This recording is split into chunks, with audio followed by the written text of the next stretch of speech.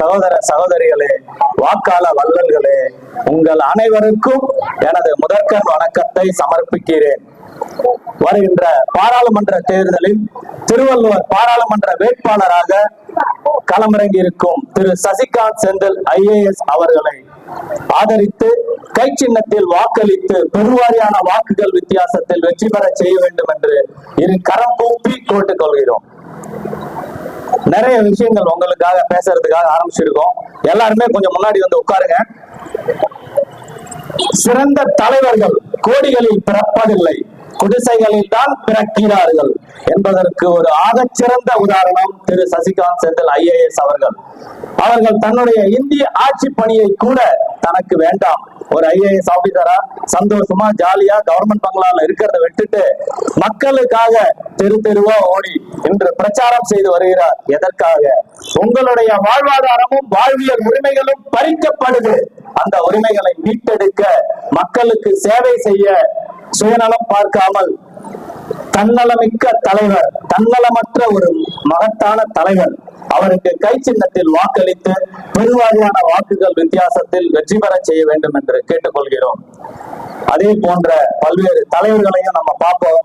அறிஞர் அண்ணா கோடிகளில் பிறக்கவில்லை, கர்ம வீரர் காமராஜர் கோடிகளில் பிறக்கவில்லை, இந்தியாவையே வல்லரசாக உருவாக்கிய APJ அப்துல் கலாம் ஐயா அவர்கள் கூட கோடிகளில் பிறக்கவில்லை, குடிசைகளில் தான் பிறந்தார்கள். வருங்கால தலைமுறைக்கு நீங்க வாய்ப்பு கொடுத்தாதான் அவங்களுடைய திறமைகளை நம்ம முழுமையா பார்க்க முடியும். மிகப்பெரிய மாற்றத்தை அவங்க உங்களுக்காக கொண்டு வருவாங்க. பிரச்சனைகளையே சந்திக்காத ஒருத்த, கஷ்டங்களையே சந்திக்காத ஒருத்த எப்படி சிறப்பாக மக்களுக்கு சேவை செய்ய முடியும்? நல்லா யோசிச்சு பாருங்க. உங்களோட கஷ்ட நஷ்டங்களை புரிந்து கொண்ட உடனே நான் இங்க விளக்க போறேன். அந்த காரணத்தை நீங்க போய் தெளிவுபடுத்துங்க. இப்போ வருங்காலத்துல வரக்கூடிய பாராளுமன்ற உறுப்பினர்கள் எப்படி இருக்கணும் அப்படின்னு சொல்லி கொஞ்சம் சொல்லியிருக்கோம். அது என்னன்னு கேளுங்க.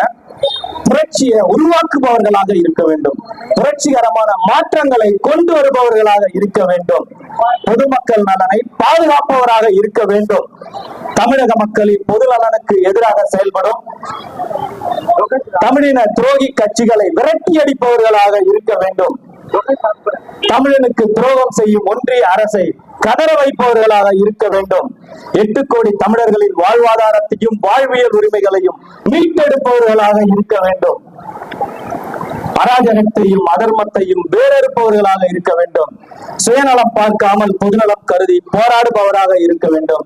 எந்த நேரத்துல நீங்க பாராளுமன்ற உறுப்பினர் கதவை தட்டினாலும் அவருடைய கதவு திறக்க வேண்டும். பொதுமக்கள் நலனே அவருடைய நலனாக இருக்க வேண்டும்.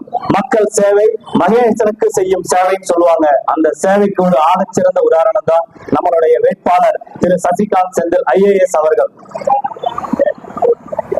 வாய்ப்புகளுக்காக காத்திருப்பவர்கள் அல்ல சிறந்த தலைவர்கள், வாய்ப்புகளை உருவாக்குபவர்களே சிறந்த தலைவர்கள். அராஜகம் செய்யும் அரசியல் தலைவர்களை அடக்குபவர்களாக இருக்க வேண்டும். வருங்காலத்தில் வரக்கூடிய ஒவ்வொரு அரசியல் தலைவர்களும் அது மாதிரி இருக்க வேண்டும். தமிழினத்தையும் தமிழின உரிமைகளையும் மீட்டெடுப்பது ஒவ்வொரு தமிழனின் தலையாய கடமை. இதுல இங்க இருக்கிற ஒவ்வொருத்தருடைய பங்கு இருக்கு. எங்கேயோ ஒரு கூட்டம் நடக்குது, எங்கேயோ பேசுறாங்க, நமக்கு என்ன அப்படிங்கிறத விட்டுட்டு நம்ம அனைவரும் ஜாதி மத பேதங்களை மறந்து தமிழ் தாயின் பிள்ளைகளாக ஒன்றிணைந்து போராட வேண்டும். இந்த தேர்தல் வாழ்வா சாவாங்கிற தேர்தல் போர். இது சாதாரண 5க்கும் 10க்கும் காசு வாங்கிட்டு ஓட்டு போடுற தேர்தல் களம் அல்ல இது. நீங்க நாளைக்கு நல்ல சோறு திங்க போறீங்களா, இல்ல சாப்பாட்டுக்கே வழி இல்லாம தெரு தெருவா ரோட அலைய போறீங்களா அப்படிங்கிறத முடிவு பண்ணக்கூடிய தேர்தல் களம் இது. ஏன்னா இது மக்களாட்சியா கார்பரேட் நிறுவனமா அப்படிங்கிற போராட்டம் இது.